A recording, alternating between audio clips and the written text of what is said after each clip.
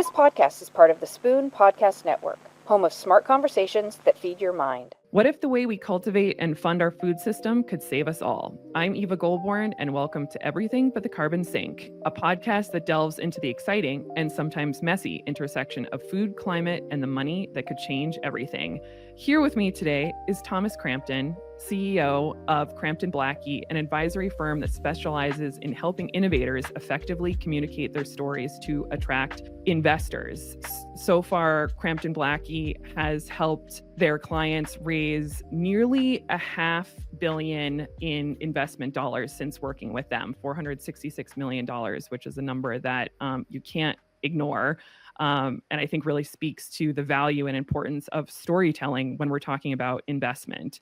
So today we'll dive into the power of strategic communications in climate and food systems innovation, the role of storytelling in attracting this key investment, and what startups and organizations need to know to scale their impact in this space.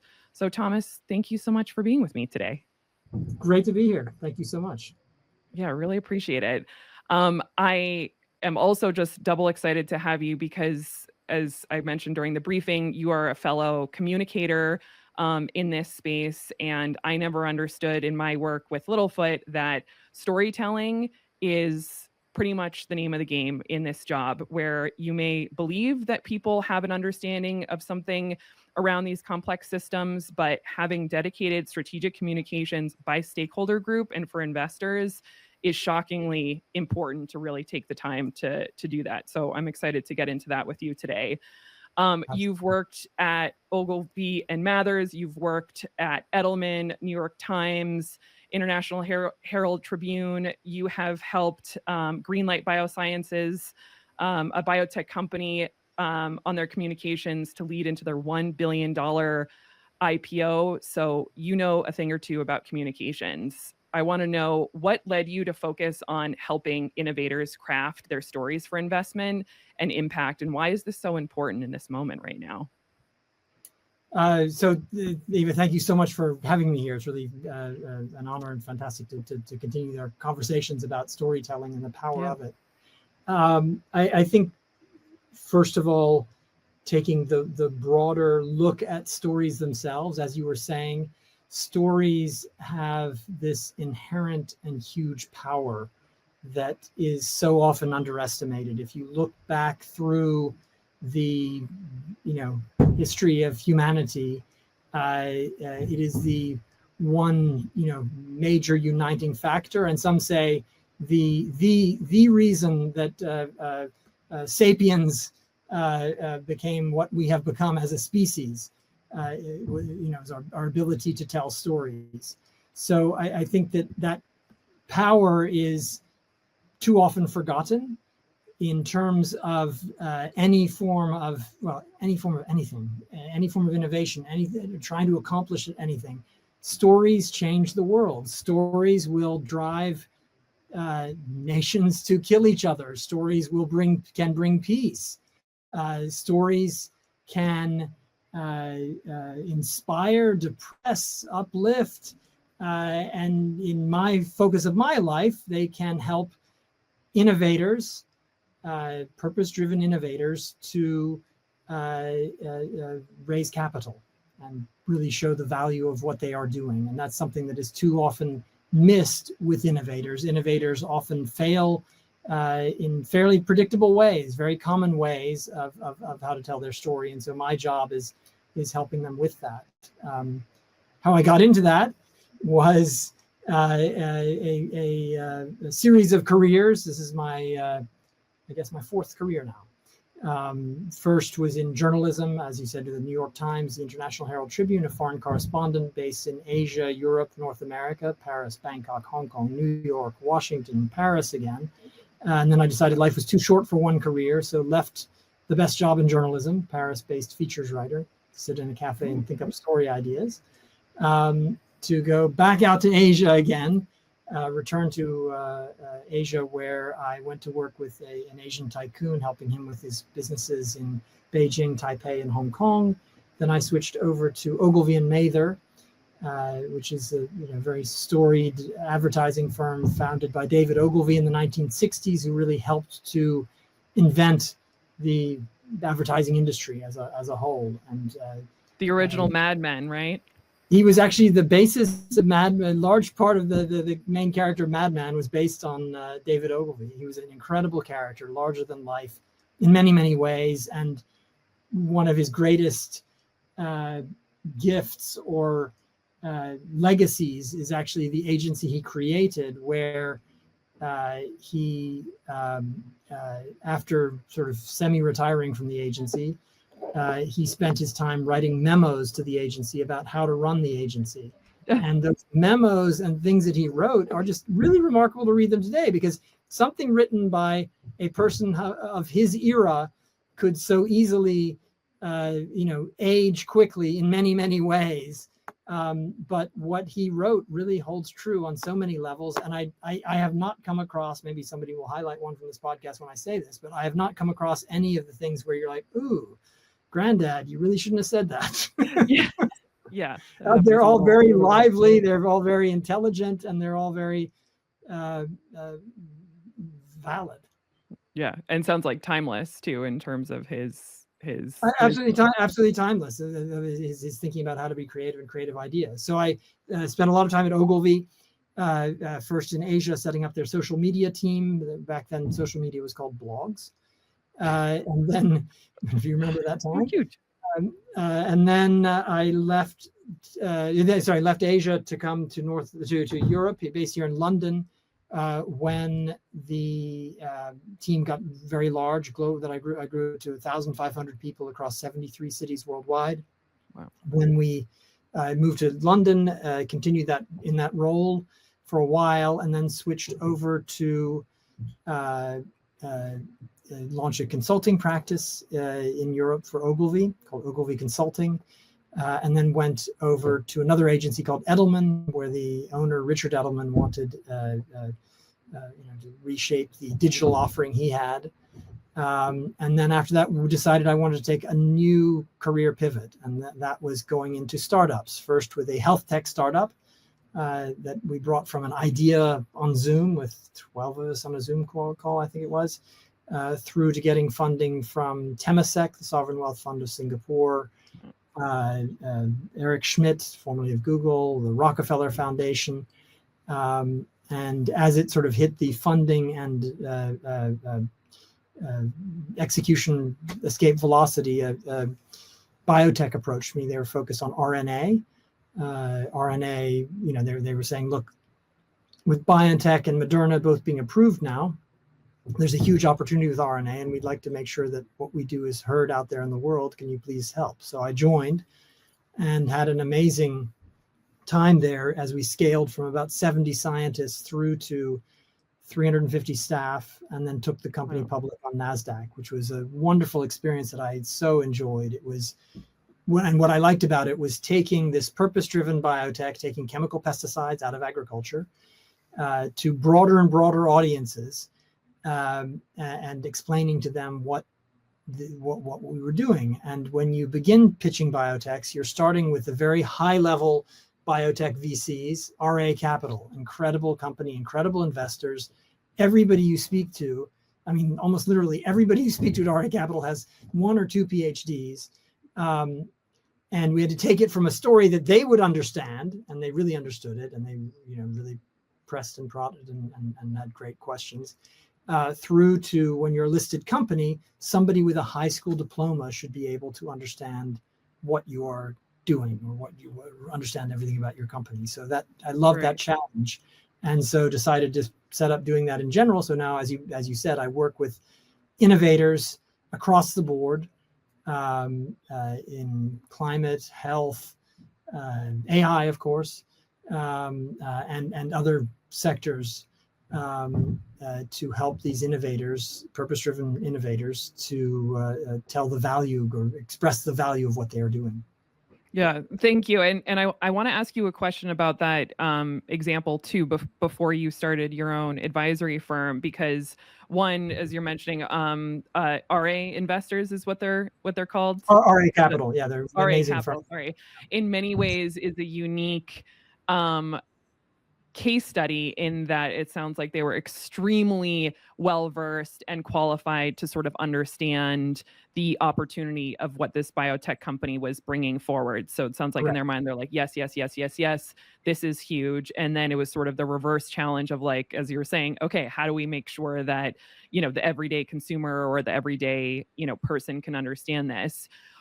And that doesn't happen often, at least in the work that I do sort of within food and climate. We have many either just general investors who have never, you know, interfaced with climate or food issues ever before. So oftentimes they may miss or not fully understand the opportunity in front of them. And or they may be focused on climate, you know, and they're thinking renewable energy and not thinking about, different types of soil remediation strategies or, you know, new seeds or that sort of thing.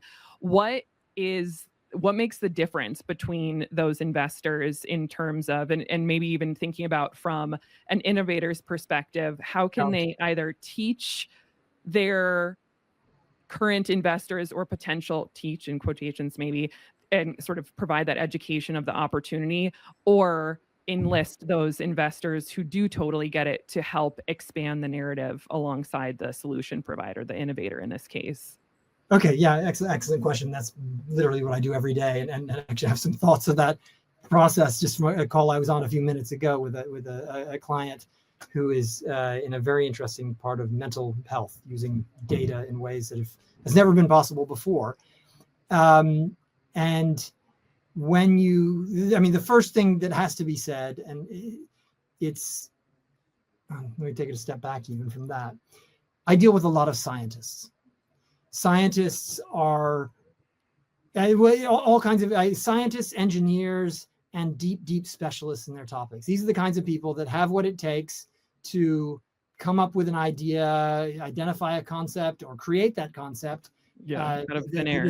That is an innovation worth bringing into the world. The things that are the characteristics or the character traits that allow them to bring those innovations towards the world, not into the world, no, towards the world, in some ways undermine their ability to bring it into the world.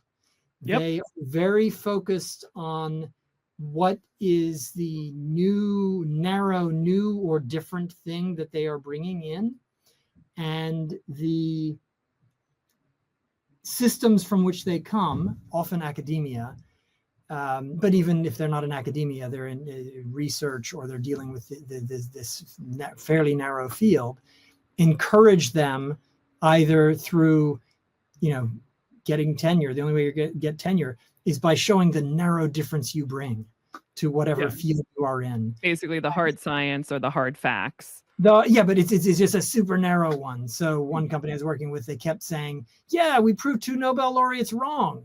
Like, okay, that's wonderful, but I don't care. So really the big challenge that these innovators face is understanding that they need to adapt to their audience. And audience is the first thing that you want to do. You want to look at audience. And one of the ways that I get the attention of scientists is when I'm talking to them, I'd say that I communicate about science using the science of communication. Because if I don't frame it like that, they will immediately think, okay, I can talk, you can talk. Why should I listen to you? I know much more about this topic. Why would we even talk to somebody like you? You don't have a PhD. Yeah, I don't have a PhD, which is my superpower compared to you. So they want, but when you express it that way, you're saying that I have a domain of expertise, and scientists and researchers, they understand and respect that. They're like, okay, you've got a domain of expertise. I've got my domain of expertise, which is extracellular vesicles carrying RNA to, animal cells. And I'm not going to be the one to do much there, but when it comes to communication, that's where I'll bring that in. So first of all, it's helping them to understand that there is a domain of expertise around communicating. Yeah, that's a great framing. Second is understanding necessity of knowing your audiences, and the more you can never know your audiences too much, never. You always find insights, and that's one of the things, even in the world of marketing and communications, one of the first things you always do is check out the audience. But no matter how many times I do it, I always find new things, and that's bringing that sort of approach into the process of looking for investment and connecting with investors is really a superpower, because so few people do it. Amusingly, the VCs who are so ready to hold their portfolio companies to account for not executing well are classically terrible at communicating about what they do. And there's some examples I've even had of if the number of VC websites you look at, and try this if you ever have a rainy afternoon, go around to some VC websites and see how many of them, when you go to the team page, they for some reason they love to put up a whole series of photos that don't identify the person's name, or more to the point, don't identify the person's title. So you have to click through these randomly selected faces, I think because they want to make themselves feel egalitarian. It might be the way, I don't know why they do it. Yeah. If you're a top innovator bringing an amazing innovation that you want to pitch to the person at the VC firm in charge of topic X, it's incredibly hard to find it. Yeah. And I would say too, in my interface with VCs and my work with farmhand ventures, most of them have even just a single page, let alone a team page. So you're right in terms of, where it's just like, contact us to learn more. And, that could be the landing page for 10 years. And the funny thing about it is that you'll never get them to acknowledge that they need to communicate better, either marketing or communications, or a combination of both, ideally. If you ask them, and they say, oh yeah, but we just deal with facts, we deal with numbers, and marketing is not something that's necessary. But if you talk them through the process, what do you bring when you go to an investment? Oh, well, we bring our network. What do you bring? Oh, we bring our reputation. What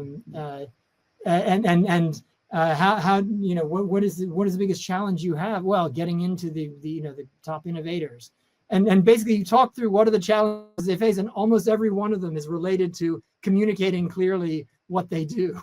Yeah, and storytelling.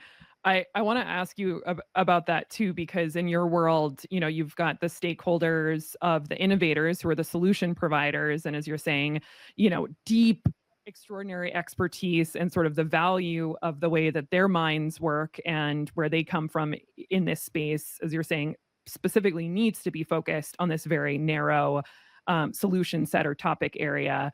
And how often, and then sort of in the inverse, you've got investors who also sort of, are comfortably sitting in their own corner of, maybe implied in what you're saying too, is we've got the money, we've got the reputation, so the solutions will just miraculously come to us. We'll squeeze the company for, good returns over X amount of time based on our spreadsheet, and what's the big deal? But, and that's sort of being your second stakeholder group. Who is responsible to who in that duo to enter into this storytelling space? And obviously in your work, you help the innovators connect with the investors, but what role do investors have to communicate their work and their impact better, but also to know how to listen better so that when they are being communicated to from your clients, they can recognize faster the opportunity? Right. I mean, so to be clear, like I'm saying, the funny part is that they are really ready to give their advice on how the investment should, how their portfolio companies should do the things that they want them to do.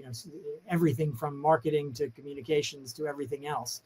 But the challenge that they face is reaching the right LPs. The VCs are pitching all the time, so they need to, as they're very happy to tell their portfolio companies who've just done tons of pitches, and the VC is always happy to say, hey, yeah, so have I, and the innovators like, surprise, well, because they're pitching just as hard. Yeah. And the pushback on the VC side is generally like, investing is all about relationships, long-term conversations, It's not about a quick glance at a website. But if you're, the new hot AI company looking for funds, beyond the cash offer, you're looking to know if you can count on the VC for operational support, how good is their network, what they know about AI. So in raising the round, you'll have to select among hundreds of potential investors, especially if you're a very hot VC, a hot AI company or a hot company in any sector. And really, the way that VC works often is they're all going after the similar thing at the similar time and similar space. Yeah. And as I was telling you, the look at VC funds, we actually did a study of them. And I was speaking at a gathering of an AGM of a VC fund, which I do quite often, which is talking to them about how they can tell their story and how their portfolio companies can tell their stories better. And it was 30 VC funds, and I reported to them in person something that made them a little bit uncomfortable, which is less than a third had any readable, findable updates about their thinking, skills, or knowledge. Less than a third. And less than 15% of them on their website had any reference to media coverage, which is a really important external indicator of relevance or expertise. Yeah, universal metric. And then the other one was, that element where it's like the children's game Guess Who, where you have to click on 5 or 6 images before you figure out who's the person that would be relevant to invest in your way to revolutionize wind farms or whatever your technology is. Right. So it's really like they've erected barriers which are only going to deny themselves access to their own follow-on capital and also meet potential partners for portfolio companies. And yeah, oh, sorry, go ahead. Well, it's just really a mistake. You do see some standout ones. The joke being A16Z, Andreessen Horowitz in Palo Alto, where they really have invested hugely in it. And one of the jokes about that is that they are a media company monetizing through VC, and they do a great job. They do a fantastic job. Which is almost maybe the way of VCs in terms of leveraging their communication skills. Yeah. I want to ask you to sort of practically. I'm sorry, I'm just doing a recording here. But no, I don't see a coat here at all. Sorry about that. A live intervention. No worries. Yeah, guest speaker. And actually, before I ask, I know. Yeah, it's like, come on down. As you're sharing that too, I am a new venture partner to Farmhand Ventures, which is a $25 million VC focused on the future of labor in agriculture. So AI, use of robotics. Basically in this very physically laborious and sometimes dangerous job, how we either replace or support humans in that work. And you're sort of validating my, I'm sort of earning my keep then, because as their venture partner, I'm not a skilled investor, and I'm learning along the way. All I do is things exactly like you're saying, the website, thought leadership, and helping to tell the story of, AI may be the thing that gets the that the LP excited, but it might be somebody who's deeply focused on regenerative ag or food loss and waste. And so we have to be flexible in terms of how we're shifting that story and that narrative based on what we know is the access point, and really meeting the LP where they're at in terms of why, we know why we're having a conversation with them to invest, but you have to really take the time to do that. And it's extraordinary just how much time it takes. It's like another type of pitching on top of pitching. So again, sort of validating the, I think this evolution of people who are experts on, their field of solutions, AI, robotics, ag, and then that conduit and sort of that dialect building that we're helping to do along the way between those different parties. And you actually identified there's 2 things there, which is I think are really good about what you're saying. One is sort of the know your audience, which I spoke about, which is you can dive in deep, you can figure out who that person is depending on the amount of time you have ahead of the call, or if you use AI, you can find out an awful lot. Just make sure you're actually correct. and that there's a lot of value in knowing the audience in that way. But what you were saying, I think, is also equally important, which is the sort of deep listening and hearing what they are saying, because so much of what is going on in a pitch is unsaid, unheard. And I'm often reminded of, and it's exponentially more difficult on a Zoom call. I am reminded of newsrooms, the New York Times newsroom, where you will have everybody gathers around the table. There's two newsroom meetings. One's in the morning, and that's sort of, everybody sort of ramping up and figuring out what are the big stories of the day. But the crucial one is the one in the afternoon, when all the big editors have finally, come into the office. Former reporter saying that. We've been in early, and they're probably going to keep us late. And when they're in that meeting where everybody's gathered around this large table in a single room, the story will be killed or go on to page one, not through any explicit, okay, let's put that on page one. It's how people talk when they're presenting.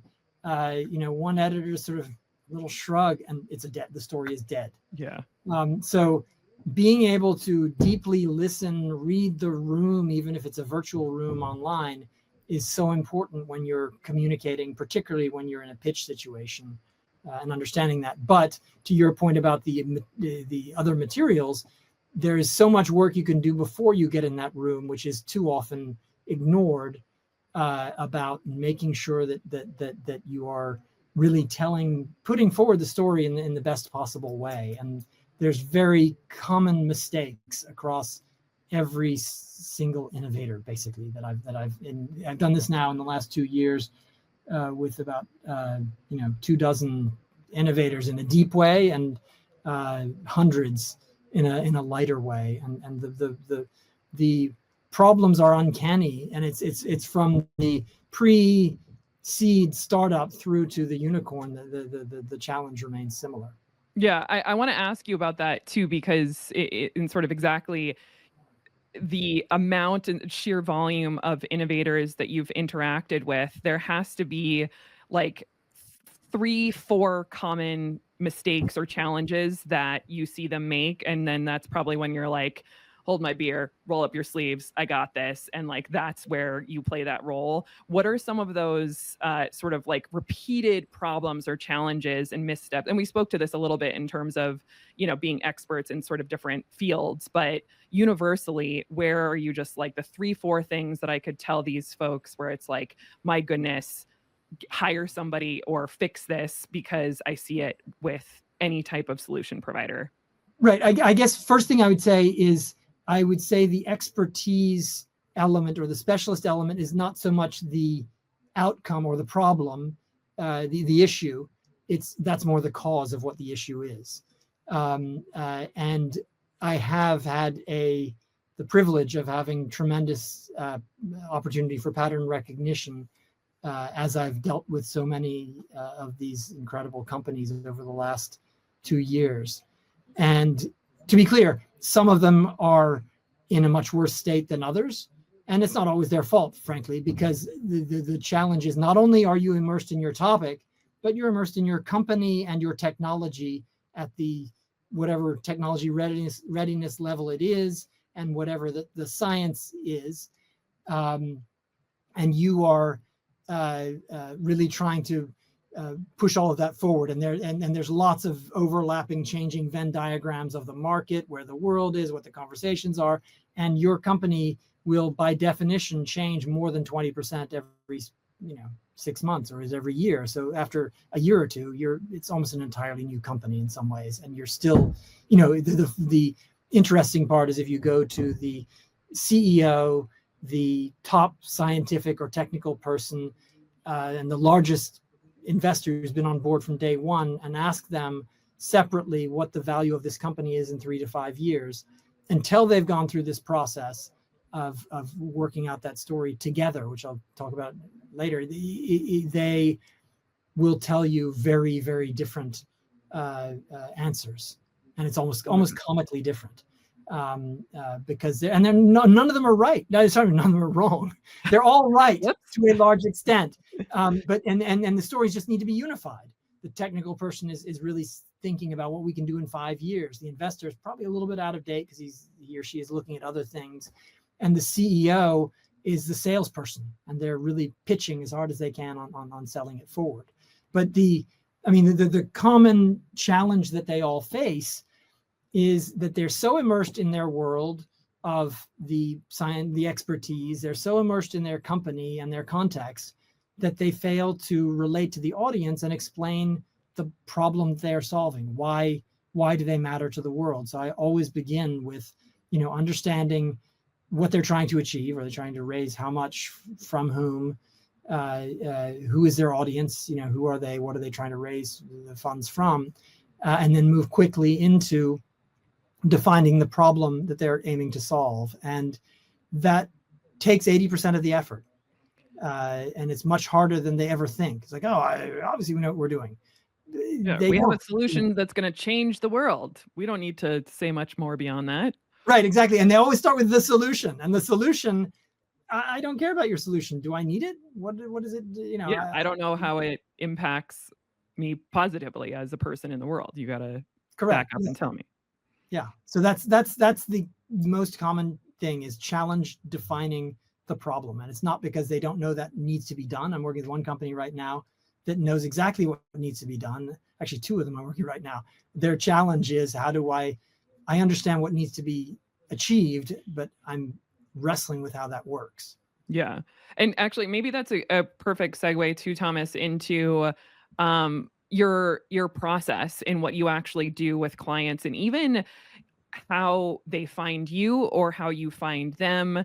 And are they, is it like, we've got a $50 million raise we need to do, and by golly, Thomas, help us make this happen? Do they recognize either because they're just, really intuitive and sort of advanced in understanding the role of communications? Have some of them come to you because they're like, I messed up the first time, and now I really need, Dr. Thomas Crampton to come in and fix my communications? Where are they at in the spectrum of their awareness and the urgency for fundraising versus to get the story right?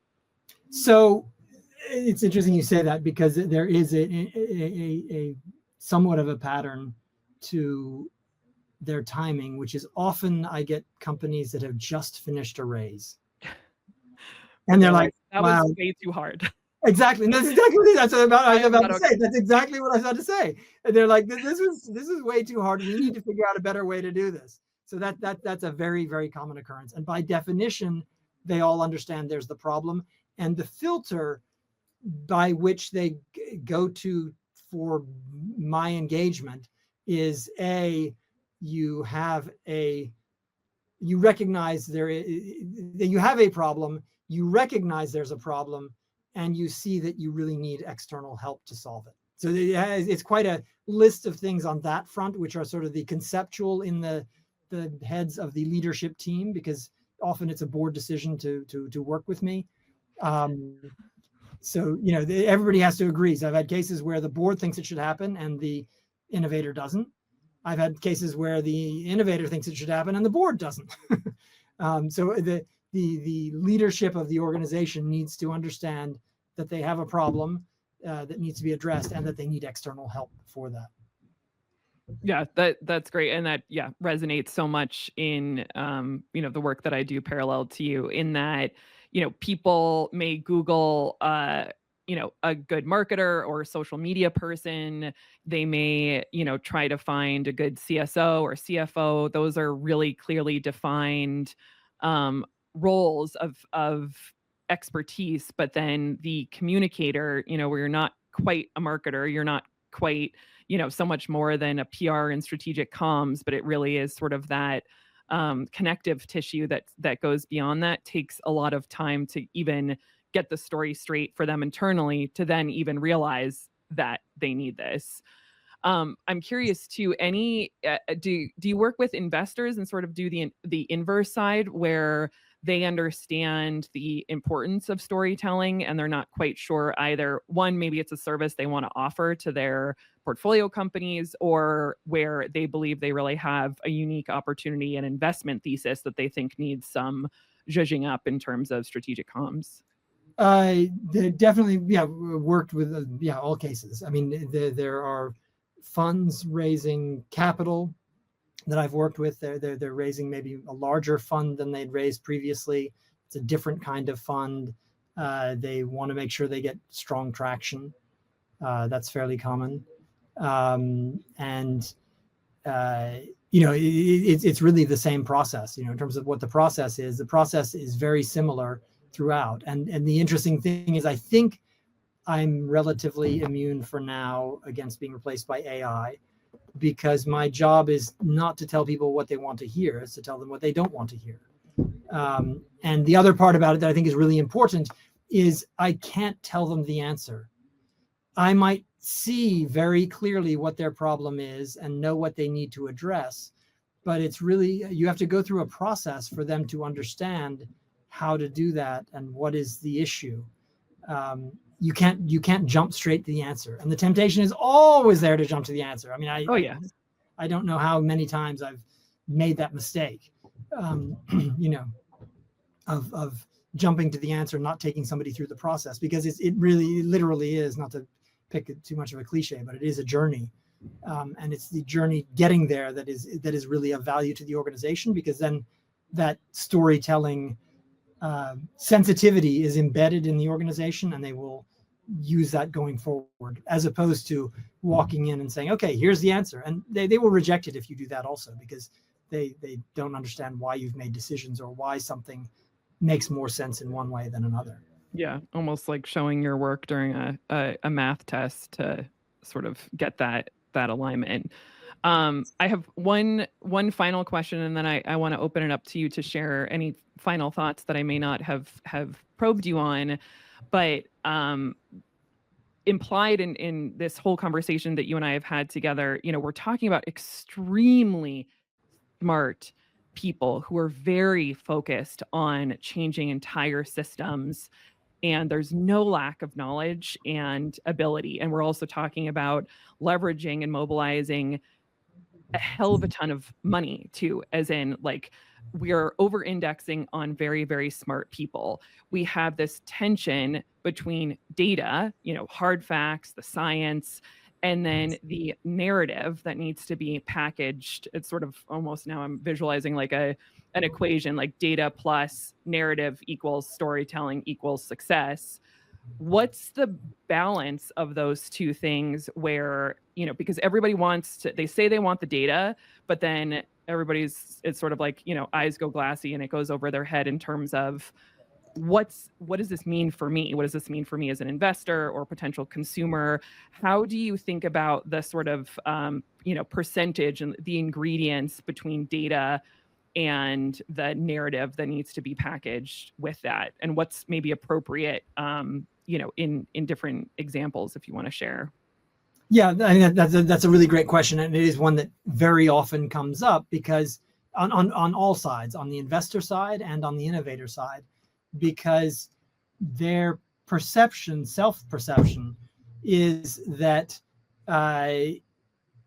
they are highly rational beings, and they are driven by only the most rational of decisions. And unfortunately for the human race, and all of us, or fortunately, because it makes us much more interesting, decades of peer-reviewed papers in behavioral science have shown humans to be totally irrational. What is interesting is they are irrational in fairly predictable ways. So that's why there is a science of communications. And it's really powerful to be able to leverage that. But in order to leverage that with the audience we are talking about, you need to help them to understand that data is critical, but it is not everything. Numbers alone cannot express the emotion of even a simple narrative. An insight is not a story.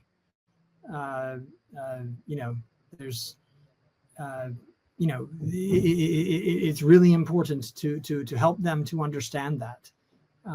So what on the other hand, you can't have a story without statistics and that sort of basis. But really, when I'm helping them to build their stories, I actually break it into one part, which is called the emotional story, which is often misunderstood when I first bring it up. had a long conversation with a VC over the weekend. Actually, we were at an event, and he was saying, "Yeah, but some people aren't so affected by emotion. I mean, I don't cry when I see a movie." And like, no, not that isn't the kind of emotion I'm talking about. But it's sort of the emotional story and the rational story. And that emotional story, I always break into three parts. It's defining the problem, which is, what is the severity? What is the urgency? What if it's not solved? Projected out 5 years, what will happen? Relate it to a human level. So once you establish the problem, which, as I said, is a huge part of what it is, you want to next go to the solution. What is it that we're bringing to the world? How is it new? How is it different? How is it unique? And then finally, you want the absolute minimum proof or credibility points to back up that solution, that you are credible to provide that solution and answer that need. Then you go to the rational story, because that upfront part is really all about capturing attention. And it's moving it from a series of statements and assertions about a solution to helping the audience to understand the framing where you're going. And I literally had this conversation just before joining here. It's not about teaching someone what, and you even, it was funny because you said teaching and then you said teaching in inverted commas. Totally. Yeah. It's not about teaching someone, right? As you rightly were pointing out. It's really about entering the conversation from the right direction. And it's almost like when you walk into a room at a cocktail party, you don't just suddenly start telling people, how great you are, or, talking about yourself. If you did that walking into a social situation, everybody would sort of look at you strangely. They would, kind of sidle away and, I need to refill my drink, excuse me. What you do is when you walk into the room, you, in certain ways, set the scene, and that's describing what the problem is. And that's a really important part about it. It's not teaching, it's setting the scene, framing the solution. And the wonderful thing is, if you frame your problem well, your solution is obvious. And everybody's like, wow, you solved that? When the truth be told, you might be leaving out core parts of that problem because you haven't solved the science, because you can't address them, because that's not your target market. But that, you can bring those up later and answer those questions later once you get to the rational section. The, problem, solution, and proof is really all about framing that in a way that makes people want more. And that's what your job is to get them to the next phase. It's not to tell the whole story in one go, which is another classic mistake that these innovators do.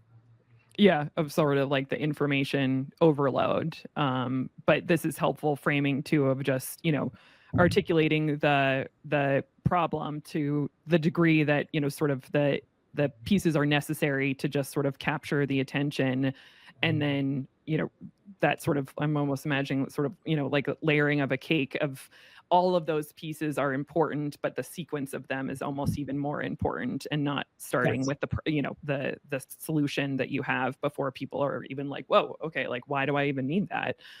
And again, that resonates so much. And I was reminded as you were sharing that too, a lot of research that I'm doing right now, and just even passively in terms of news articles and reports that are coming out, is this framing around the cost of inaction. Oftentimes people are thinking about like, well, what's it going to cost me to do this? What's the ROI if I do invest? And when we're talking about the climate crisis and, carbon mitigation, and in my world of food systems, making sure we're feeding people sustainably, with the resources we have today.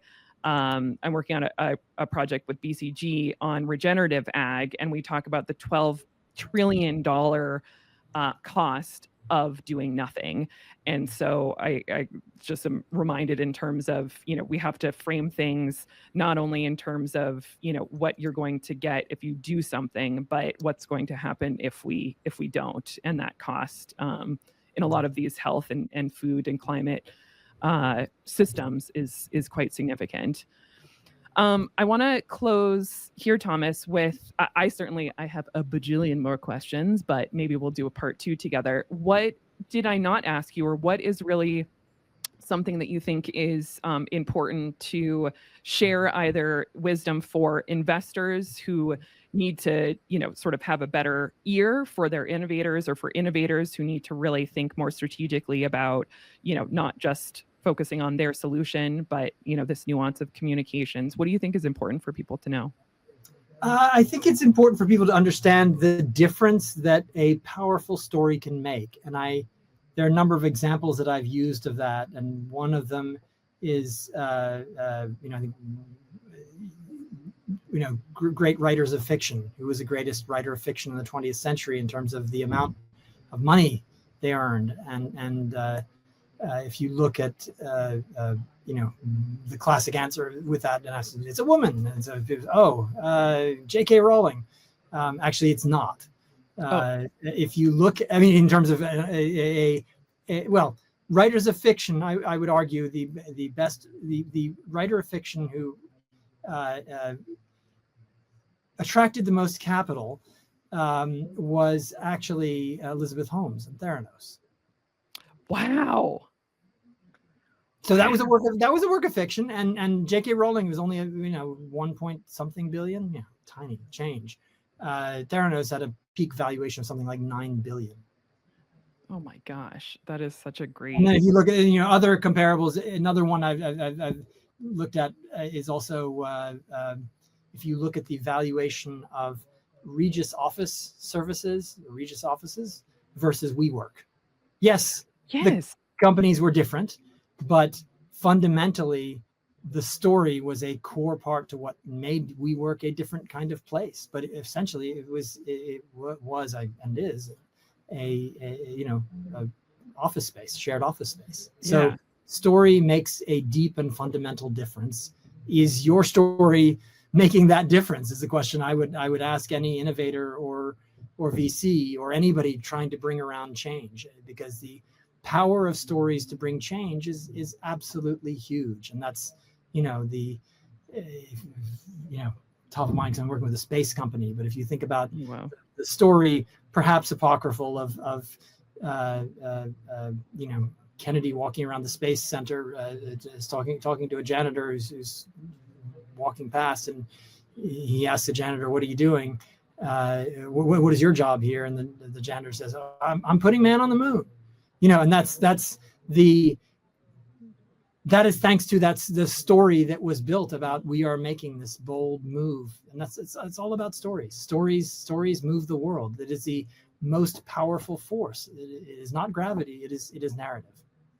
Yeah, that's awesome. And a great way to end this conversation with some awesome examples. So Thomas, thank you so much for a great conversation.